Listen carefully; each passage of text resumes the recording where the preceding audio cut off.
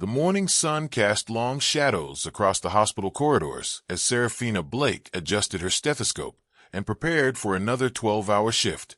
At 32, she had been a registered nurse for 8 years, but her passion for healing and helping others burned as brightly as it did on her very first day. What set Seraphina apart wasn't just her medical expertise. It was her unwavering belief that kindness could be just as powerful as any medicine. Seraphina worked in the cardiac care unit of St. Mary's General Hospital, where patients often arrived frightened, in pain, and facing uncertain futures. She had learned early in her career that while medication could heal the body, genuine compassion could heal the spirit. Today would test that belief in ways she never imagined. As Seraphina made her morning rounds, she noticed something troubling.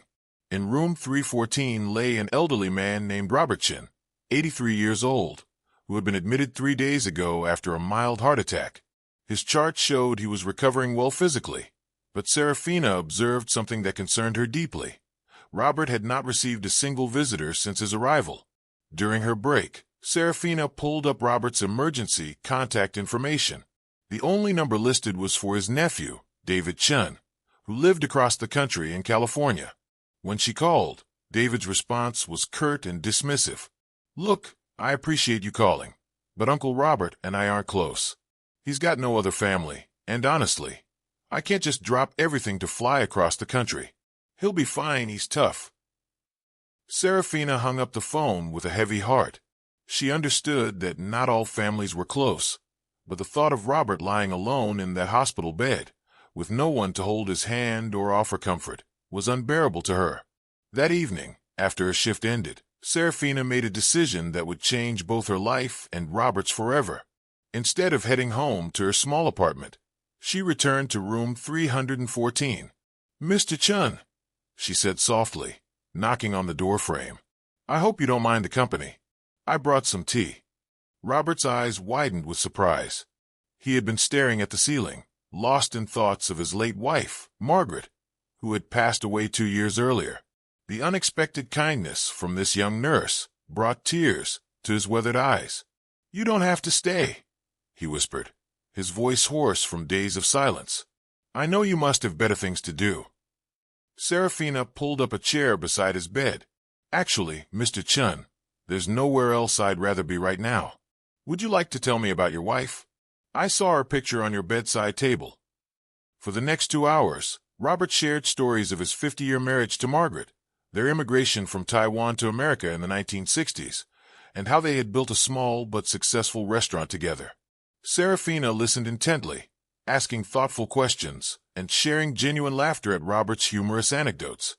When Seraphina finally left that night, Robert felt something he hadn't experienced since Margaret's death. He felt less alone. Seraphina's visits to Robert became a nightly routine. After completing her official duties, she would spend her personal time sitting with him, bringing homemade soup, playing chess, or simply listening to his stories. Her colleagues began to notice. "Seraphina, you know you don't get paid for those extra hours," her supervisor, Nancy, mentioned one day. "Some things are more valuable than money," Seraphina replied with a gentle smile. As Robert's physical condition improved, Seraphina learned more about his situation. He lived alone in a small apartment across town, had no family nearby, and had been struggling with depression since his wife's death. His heart attack had been brought on partly by stress and loneliness. Seraphina realized that even when Robert was medically cleared to leave the hospital, his real healing would just be beginning. She made another decision that surprised everyone, including herself. "Mr. Chen," she said during one of her evening visits, "I've been thinking, when you're discharged, would you like to come stay with me for a while? Just until you're fully back on your feet. I have a spare room, and I could help monitor your recovery." Robert was speechless. In his 83 years, he had rarely encountered such selfless kindness from a stranger. "My dear girl," he said, his voice trembling with emotion, "I couldn't possibly impose on you like that. You've already done so much." "Mr. Chen," Seraphina said, taking his hand gently, "sometimes life gives us opportunities to make a real difference in someone's world. You're not an imposition, you're a blessing. Please, let me help." 3 weeks later, Robert moved into Seraphina's spare bedroom.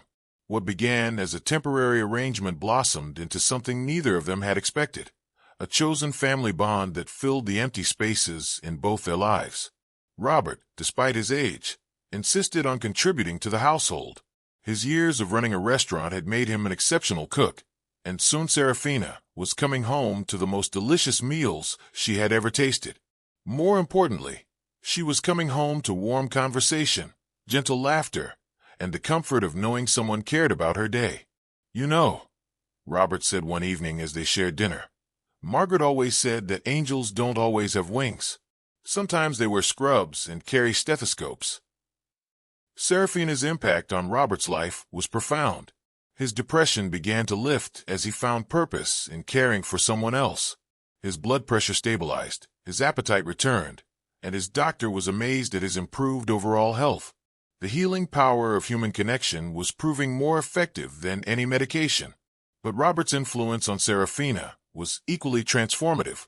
Having grown up in foster care, Seraphina had always felt like she was floating through life, without deep roots or lasting connections. Robert's presence gave her a sense of belonging she had never experienced. Word of Seraphina's extraordinary compassion began to spread throughout the hospital. Patients started requesting her specifically, and her colleagues began to see her as an inspiration rather than an oddity. Seraphina's approach to nursing, treating each patient not just as a medical case, but as a whole human being with emotional and spiritual needs, became a model that others wanted to emulate. Dr. Patricia Williams, the head of the cardiac care unit, called Seraphina into her office one day. "Seraphina, I've been observing your work, and I have to say, you've reminded all of us why we went into medicine in the first place. Your patient satisfaction scores are the highest in the hospital, and more importantly, you're inspiring a culture of compassion that's affecting everyone around you." Dr. Williams had a proposal. The hospital was launching a new program called Heart to Heart, designed to address the emotional and social needs of patients alongside their medical care. She wanted Seraphina to lead the initiative. "We want to train all our staff in your approach," Dr. Williams explained. "Kindness as medicine, compassion as treatment. You've shown us that healing isn't just about fixing what's broken in the body. It's about nurturing what's wounded in the spirit." Seraphina accepted the position, but she had one condition: Robert would be her co-leader. His perspective as a patient who had experienced both medical excellence and emotional neglect would be invaluable in shaping the program. The Heart to Heart program launched 6 months later with Seraphina and Robert at the helm. Robert, now fully recovered and thriving, brought a patient's perspective that proved invaluable. Together, they developed training modules that taught healthcare workers to see beyond symptoms to the human being experiencing them. The program included several innovative elements: companion care, volunteers, many of them former patients like Robert, would spend time with patients who had no visitors, providing conversation, comfort, and connection. Family outreach. A dedicated team would help patients reconnect with estranged family members or build new support networks within the community. Healing environments. Hospital rooms were redesigned to feel more like home, with comfortable seating for visitors, soft lighting, and spaces for meaningful conversation. Staff wellness. Recognizing that caregivers need care too, the program included support groups and wellness activities for hospital staff, helping them manage the emotional demands of their work. The results were remarkable. Patient satisfaction scores soared, staff turnover decreased, and the hospital began receiving recognition for its innovative approach to holistic care. More importantly, countless lives were touched by the simple but powerful idea that everyone deserves to be seen, heard, and valued. Seraphina's story began to attract attention beyond the hospital walls. Local news stations featured segments on the Heart to Heart program, and Seraphina found herself invited to speak at nursing conferences across the country. Her message was simple but profound. Small acts of kindness can create ripple effects that transform not just individual lives, but entire communities. One particularly moving moment came during a conference in Chicago, where Seraphina shared the stage with Robert. As she told their story, there wasn't a dry eye in the auditorium of 500 healthcare professionals. "Kindness isn't a luxury in healthcare," Seraphina told the audience. "It's a necessity. When we show genuine compassion to our patients, we don't just treat their illness, we heal their humanity. And in doing so, we heal our own. Robert added his perspective. When I was lying in that hospital bed, feeling forgotten and afraid, Seraphina didn't just save my life. She saved my hope. She reminded me that I mattered, that my story had value, that I wasn't alone in the world. That's the kind of medicine that can't be prescribed or measured, but its healing power is infinite. 2 years after the Heart to Heart program launched, Seraphina received an unexpected phone call. It was David Chen, Robert's nephew from California. "Ms. Blake," he said, his voice thick with emotion, "I've been reading about you and my uncle online. I wanted to apologize for how I responded when you called me about Uncle Robert. I was dealing with my own problems, and I took it out on him. Is there any chance I could visit?" Seraphina was surprised but pleased. She arranged for David to fly out for a visit, not knowing what to expect. The reunion between uncle and nephew was tentative at first. Years of distance and misunderstanding couldn't be erased overnight. But Robert's transformation was so evident that David couldn't help but be moved. "Uncle Robert," David said during their first dinner together, "I don't understand what happened, but you seem lighter somehow, happier than I've seen you in years." Robert smiled and glanced at Seraphina. "I learned that family isn't always about blood, David. Sometimes it's about choice." Seraphina chose to care about an old man she barely knew, and in doing so, she taught me how to live again. The visit extended from a weekend to a week, and by the time David left, he and Robert had begun to rebuild their relationship. David started calling regularly and planning more visits. The healing circle that had begun with Seraphina's simple act of staying late to have tea with a lonely patient continued to expand. As the Heart to Heart program celebrated its 3rd anniversary, Seraphina found herself the recipient of numerous awards and recognition. She was named Nurse of the Year by the American Nurses Association and received a humanitarian award from the International Association of Healthcare Social Work Directors. But the recognition that meant the most to her came from an unexpected source. A letter arrived at the hospital addressed simply to the angel nurse in room 314. It was from Maria Santos, a former patient's daughter. "Dear Seraphina," the letter read, "you probably don't remember my mother, Elena Santos. She was in your care 2 years ago after her stroke.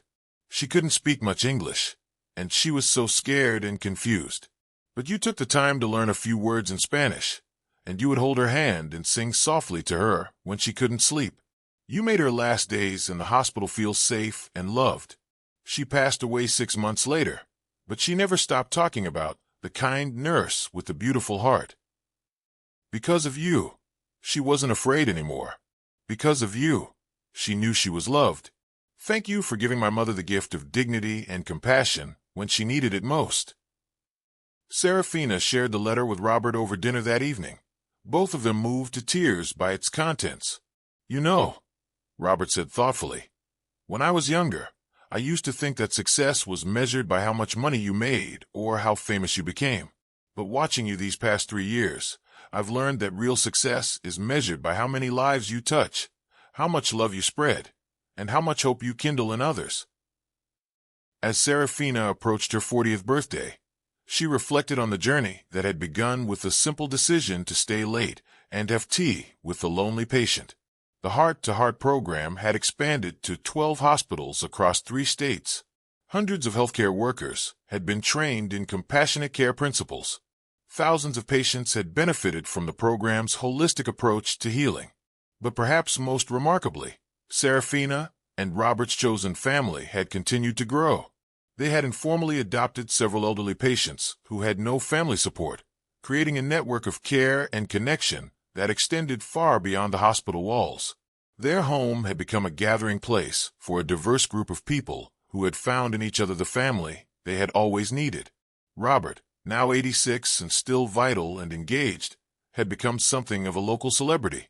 He volunteered at the hospital 3 days a week, served on the board of a nonprofit organization supporting elderly immigrants, and had even written a cookbook featuring recipes from his restaurant days, with all proceeds going to support the Heart to Heart program.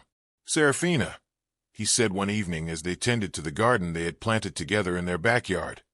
"Do you ever wonder what would have happened if you had just gone home that night instead of bringing me tea?" Seraphina paused in her weeding and looked at the man who had become her father figure, her best friend, and her partner in creating positive change in the world. "I try not to think about it," she said with a smile, "because then I might start to believe that our meeting was just a coincidence, and I prefer to think it was destiny. The universe has a way of bringing together people who need each other, even when they don't realize it at the time." As the sun set on another day, Seraphina and Robert sat on their front porch, a ritual they had maintained for years. They watched children play in the neighborhood park across the street, observed couples walking their dogs, and waved to neighbors who had become friends. Their story had become a testament to the transformative power of kindness, not just for the recipient, but for the giver as well. Seraphina had set out to help a lonely patient and had ended up finding the family she had always longed for. Robert had received compassionate care and had discovered a new purpose in his golden years. The Heart-to-Heart program continued to touch lives every day, but its greatest success was not measured in statistics or awards. It was measured in the moments of human connection it facilitated. The hand held during a frightening diagnosis, the extra few minutes spent listening to a patient's concerns, the smiles shared between strangers who recognized their common humanity. Seraphina's story reminded everyone who heard it that heroism doesn't always involve dramatic gestures or life-or-death situations. Sometimes it's as simple as choosing to stay when you could leave, choosing to care when you could remain indifferent, choosing to see the person behind the patient. In a world that often seems divided and disconnected, Seraphina and Robert's story offered hope and inspiration. It proved that kindness is contagious, that compassion creates community, and that the smallest acts of love can have the greatest impact. As they prepared to go inside for the evening, Robert turned to Seraphina with a question that had become their daily ritual. "What kindness will you spread tomorrow, my dear?" Seraphina smiled, already thinking about her patients and the opportunities she would have to make a difference in their lives. "I don't know yet," she replied, "but I promise to keep my heart open to the possibilities." And with that simple commitment to remain open to opportunities for kindness, Seraphina and Robert continued their mission of healing not just bodies, but spirits, one compassionate act at a time. Their story serves as a reminder that we all have the power to be the light in someone else's darkness, the hope in someone else's despair, and the love in someone else's loneliness. Sometimes all it takes is the willingness to go beyond duty and offer the gift of our genuine humanity to another person in need. In the end, Seraphina's legacy was not just the program she created or the award she received, but the countless lives she touched and the ripple effect of kindness that continued to spread long after she first knocked on the door of room 314 with a cup of tea and an open heart.